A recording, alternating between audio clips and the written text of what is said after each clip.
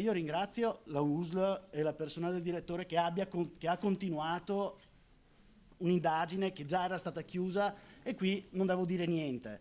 Però un anno di tempo per poter parlare, scrivere una lettera mettendo un dubbio un po' più serio alla gente, no? Abbiamo avuto la fortuna che se ne sono accorte.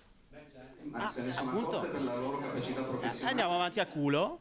Ah, che culo. È andata bene. Richiesta di informazioni ma anche rabbia nelle parole dei genitori all'incontro organizzato dall'ULSS Trevigiana dopo lo scandalo vaccini. A rassicurare le famiglie e fornire tutte le spiegazioni su come è stata gestita l'emergenza i vertici dell'ULSS e per la parte legale l'avvocato dell'azienda Fabio Crea.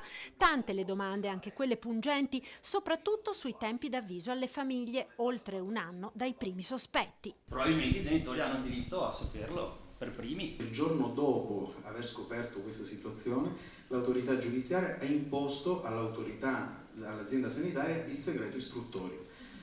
Questo ha impedito determinate azioni che poi successivamente, liberate da questo segreto istruttorio, l'azienda sanitaria ha prontamente effettuato. Al giorno d'oggi mettete telecamere dappertutto per controllare, per beccare il ladro con le mani nel sacco. Come mai non è stato agito anche qua in questa maniera? Tante le domande e le preoccupazioni espresse dai genitori circa eventuali rischi a ripetere la vaccinazione. A tutte le domande è stata data una risposta. Questa sera siamo qui, ribadisco, per scusarci con i genitori per quello che è avvenuto, per spiegare ai genitori che per fortuna non è avvenuto niente dal punto di vista del danno biologico, ma che comunque la situazione l'abbiamo sotto controllo e col nostro avvocato stiamo lavorando perché chi ha sbagliato, se ha sbagliato come pare abbia sbagliato, sia punito.